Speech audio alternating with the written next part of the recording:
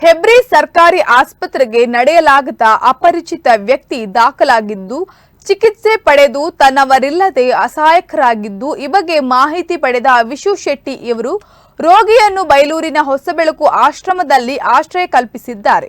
ವ್ಯಕ್ತಿ ರಘುನಾಯಕ್ 55 ವರ್ಷ ಪ್ರಾಯ, ಮೂಲತಃ ಕೊಪ್ಪದವರು ಎಂಬ ಮಾಹಿತಿ ತಿಳಿದು ಬಂದಿದೆ.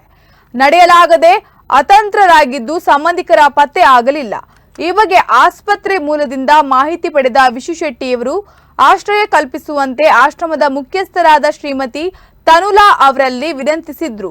ಸ್ಪಂದಿಸಿದ ಆಶ್ರಮದ ಮುಖ್ಯಸ್ಥರು ಆಶ್ರಮಕ್ಕೆ ಆಶ್ರಯ ನೀಡಿದ್ದಾರೆ. ಸಂಬಂಧಿಕರು ಹೊಸಬೆಳಕು ಆಶ್ರಮ ಬೈಲೂರು ಸಂಪರ್ಕಿಸುವಂತೆ ವಿಶು ಶೆಟ್ಟಿ ಇವರು ಕೋರಿದ್ದಾರೆ.